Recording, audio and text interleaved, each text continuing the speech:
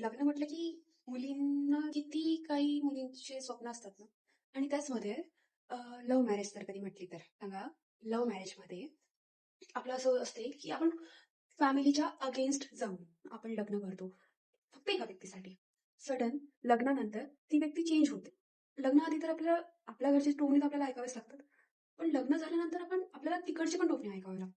म्हणजे आता असं झालंय की 4-5 वर्ष असू दे, 2 वर्ष असू दे की 10 वर्ष असू दे, आता आपल्याला कोणावरही विश्वास नाही ठेवतात की हां, मी ज्या व्यक्तीसाठी पूर्ण फॅमिलीच्या अगेन्स्ट जाऊन त्याच्याशी लग्न करते आणि तो व्यक्ती जसा माझ्यासोबत आता आहे ॲज इट इज तो लाईफ टाईम माझ्यासोबत राहणार.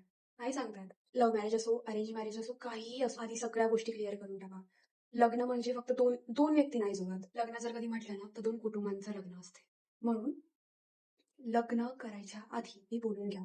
त्यानंतर जॉब जर कधी मी कंटिन्यू करते आहे, तर ह्या प्रॉब्लेम जर कधी होणार तर ॲडजस्ट होणार की नाही होणार आहे ते आणि ह्या सगळ्या.